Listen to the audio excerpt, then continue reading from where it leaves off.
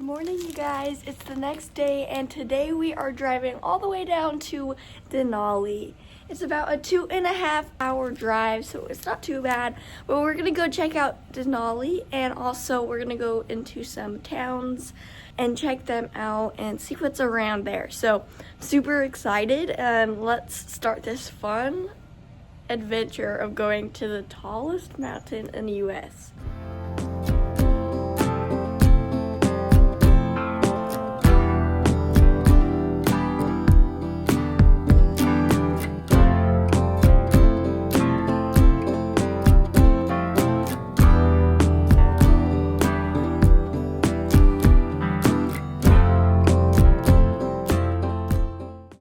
Alright, we just made it to the town of Healy here in Alaska, and we just pulled off of the road.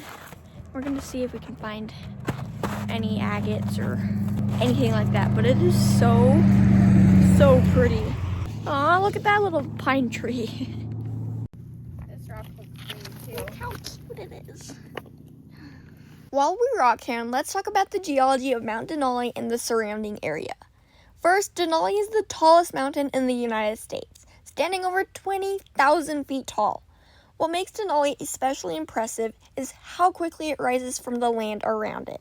That steep rise means a lot of the rock here was lifted from deep underground and exposed at the surface, which is exactly what makes this area so interesting for rockhounding. Denali sits in the Alaska Range, and this entire mountain range formed because two massive tectonic plates, the Pacific Plate and the North American Plate, were crashing into each other. That constant pressure thickened the Earth's crust and pushed it upward, slowly building the mountains over millions of years. And that process still isn't finished. Mount Denali is still rising today. Okay, we're hiking down to the river. It's so crazy because there's hardly any snow. I mean, there's definitely snow, but it's not as deep as Fairbanks. Anchorage actually didn't get enough snow to even start the Iditarod there. So they started the Iditarod in Fairbanks. A major reason for that uplift is the Denali Fault, a massive fault system that runs across Alaska. It's still active, which means earthquakes are common here. Over time, that movement fractured rock layers, shifted them around, and helped bring deeper material closer to the surface. Now let's talk about the actual rocks you might find out here. A lot of the rocks in this region started as sediments that were laid down in ancient oceans and river systems. As those layers were buried, heat and pressure transformed them into metamorphic rocks, like slate, schist, and quartz-rich rock. You'll also find igneous rocks, which formed when magma cooled deep underground before being pushed upward as the mountains rose. So many of these rocks have been recycled, formed, buried, changed, and exposed again. There's also evidence of ancient volcanic activity in the surrounding area. Different minerals and volcanic material created layered, colorful rocks, which is why parts of this landscape show reds, yellows, greens, and purples. Those colors come from minerals like iron oxidizing over time. Glaciers played one of the biggest roles in shaping what we see today. Denali has hundreds of glaciers, and they acted like massive grinders, breaking down rock, dragging it across the landscape, and depositing it in new places as the ice melted. That's why rockhounding here often means finding a mix of rock types all in one spot. The ground beneath us is basically a glacial deposit made up of material from all over the Alaska Range. So every rock here tells a story. This is Dry Creek? Yep, Dry Creek. Just outside of Healy, Alaska. Tons of quartz everywhere.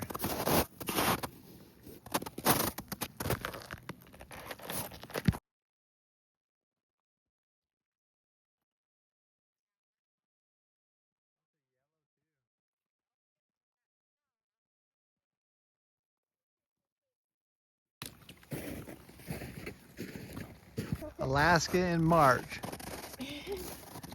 Denali Peak is somewhere that way in the clouds.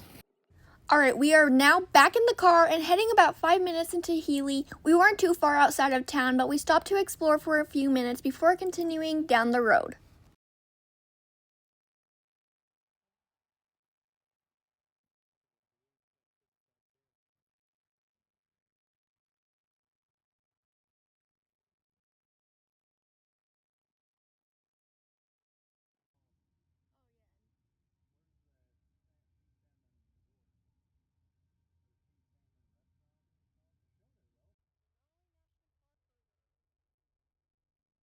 Okay, we just made it to the Marine Science and Learning Center here at the Denali National Park.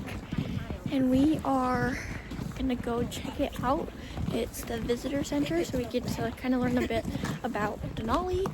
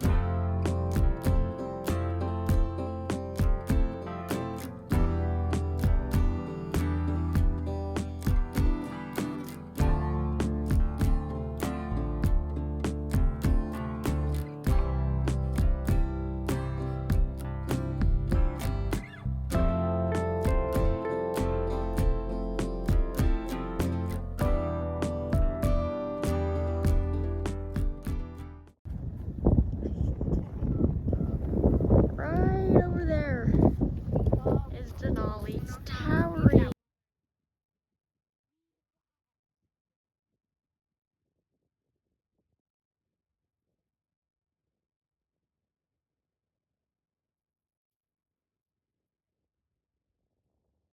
So beautiful.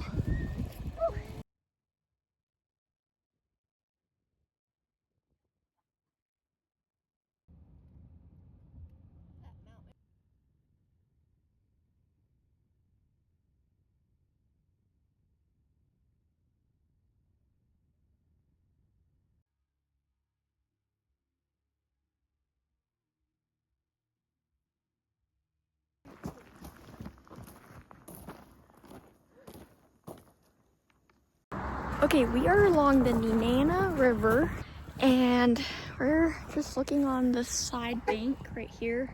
I'm just in this little valley. Beautiful. Some iron. You can see all the red, Mm-hmm. orange red in it.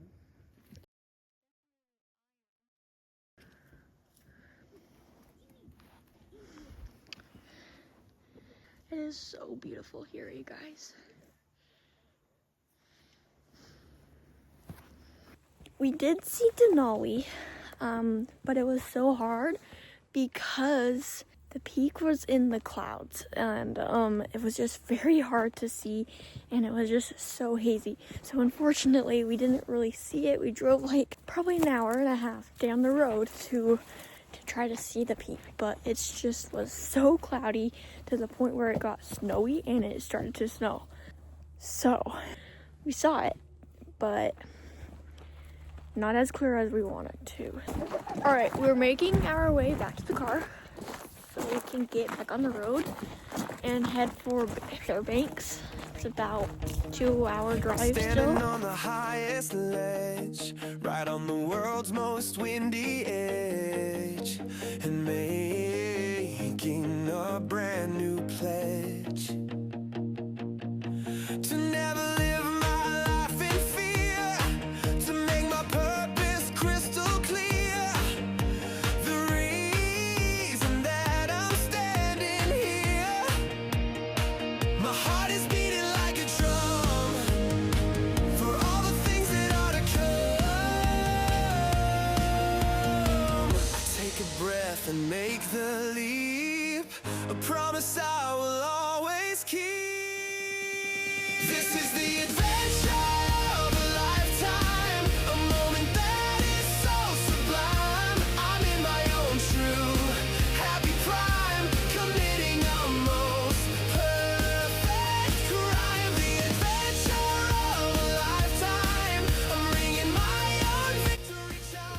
Thank you guys so much for joining me on this awesome adventure. I hope you had as much fun as I did exploring and maybe even learned something new on the way. I hope to see you in the next video. Happy chance of finding